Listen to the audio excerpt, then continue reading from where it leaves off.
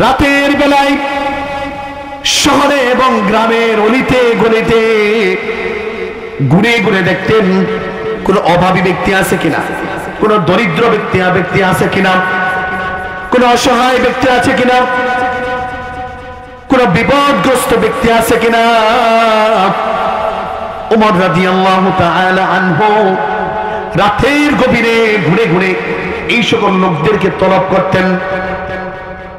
যদি কোনো অভাবী পাইতেন তাদের অভাবকে দূর করার জন্য আন্তরিকভাবে ব্যবস্থা করতেন। অসহায় ব্যক্তি যদি থাকতো তার যে সমস্যাগুলো থাকতো সেই সমস্যাগুলো দূর করে দিতেন। খাবারের অভাবে আছে, খাবারের ব্যবস্থা করে দিতেন। অসুস্থ, চিকিৎসার ব্যবস্থা করে দিতেন। কেউ অপরাধ করতেছে তাকে সেইখান থেকে বারণ করে হকের উপর চলার জন্য দিক নির্দেশনা দিতেন। ঠিক ওমর রাদিয়াল্লাহু তাআলা আনহু একদিন তাহাজ্জুদের নামাজ শেষ করলেন। তাহাজ্জুদের নামাজ শেষ করে মদিনার গলিতে অলিতে গলিতে ঘুরে বেড়াচ্ছেন। হঠাৎ করে একটি কুঠরির পাশে দাঁড়ালেন। দাঁড়িয়ে শুনতেছেন ওই ঘর থেকে দুইটি নারীর আওয়াজ আসতেছে, দুইজন মহিলার আওয়াজ আসতেছে।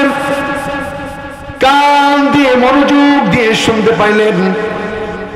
উনি ভাবতে পারলেন, বুঝতে পারলেন এই দুইজনের সম্পর্ক হলো মা ও মেয়ে। ওমর রাদিয়াল্লাহু তাআলা আনহু কান পেতে শুনতেছেন তারা কি আলাপ আলোচনা করতেছে। মাটা ছিল বৃদ্ধা আর তার মেয়েটা ছিল যুবতী। মা মেয়েকে বলতেছে, মা আমাদের যে দুধটুকু আছে এই দুধের মধ্যে একটু পানি মিশিয়ে দাও। দুধের মধ্যে যদি একটু পানি মিশিয়ে দাও তাহলে দুধটা বেড়ে যাবে, তাহলে বাজারে গেলে 2 পয়সা বেশি পাওয়া যাবে। যুবতী মেয়ে বলতেছে, মা ও মা তুমি তো জানো এখন খলিফাতুল মুসলিমিন হযরত ওমর রাদিয়াল্লাহু তাআলা আনহুর যুগ। ওমর রাদিয়াল্লাহু তাআলা আনহু নিষেধ করেছেন, দুধের মধ্যে পানি মিক্সার করার জন্য নিষেধ করেছেন। যদি কোনোভাবে জানতে পারে আমরা দুধের মধ্যে পানি মিক্সার করেছি তাহলে আমাদের সাজা কিন্তু হবে খুব কঠিন থেকে কঠিন।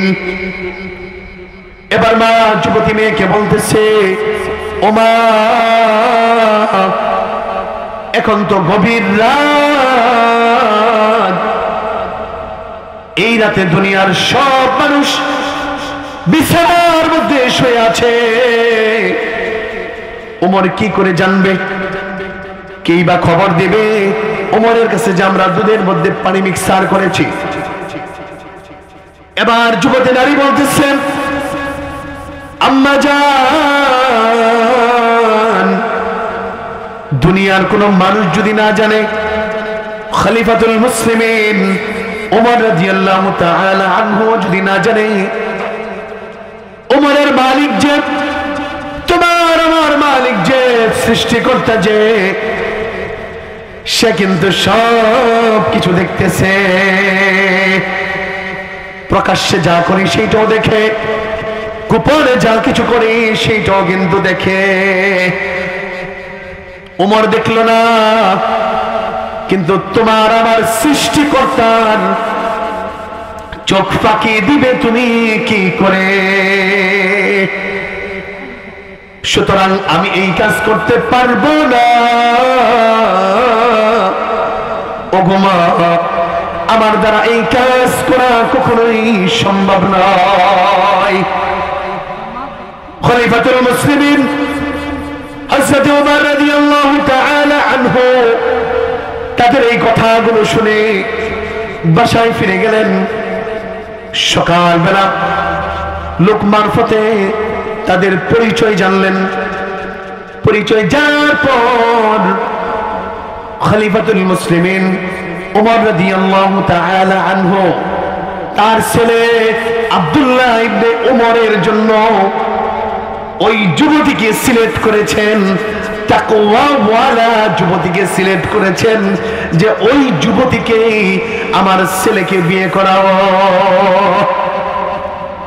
এবার বুড়ির বাসায় খলিফাতুল মুসলিমিন ওমর রাদিয়াল্লাহু তাআলা আনহু খবর পাঠালেন, ও বুড়ি, তোমার মেয়ের সাথে আমার ছেলেকে বিয়ে করাতে চাই। কে বানা চাই? প্রধানমন্ত্রী যদি অফার করে আমার ছেলেকে বিয়ে করাবো, একটা মেয়ে দাও, সব মানুষ দৌড়াইবো কিনা? কথা বলেন, দৌড়াইবো কিনা? সেও তো প্রধানমন্ত্রী। অফার করার সাথে সাথে ওই বুড়ি আর দেরি না করে ওমর রাদিয়াল্লাহু তাআলা আনহু প্রস্তাবে রাজি হয়ে তার মেয়েকে আব্দুল্লাহ ইবনে ওমরের সাথে বিয়ে দিয়ে দিলেন। সুবহানাল্লাহি ওয়া বিহামদি। ওমর রাদিয়াল্লাহু তাআলা কি দেখে বিয়ে করাছে? কি দেখে বিয়ে করাইছেন? ওই বুড়িরে দেখা, ওই বয়স্ক মহিলারা দেখা দেখে নাই। আজকে আমাদের আলোচ্য বিষয় যেটা ছিল তাকওয়া, তাকওয়া ওয়া লিবাসুত তাকওয়া যালিকা খায়র। আল্লাহ পাক রব্বুল আলামিন বলেন, ওয়ালাউ আন্না আহলাল কুরা আমানু ওয়াত্তাকাউ লাফাতাহনা আলাইহিম বারাকাতিম মিনাস সামাই ওয়াল আরদ। ওয়ালাউ আন্না আহলাল কুরা আমানু, এই জনপদের অধিবাসী যদি ঈমান আনয়ন করে, ওয়াত্তাকাউ এবং তাকওয়া অর্জন করে, লাফাতাহনা আলাইহিম বারাকাতিম মিনাস সামাই ওয়াল আরদ, আসমান এবং জমিন থেকে যত বারাকা আছে, যত বরকত আছে, আমি তাদের জন্য উন্মুক্ত করে দেব, বরকতের দরজা খুলে দেব। বল আল্লাহু আকবার কাবীর, আল্লাহু আকবার। এই তাকওয়ার গুণ আমার আপনার দরকার আছে না নাই? কথা বলেন, এই তাকওয়ার গুণ লাগবে।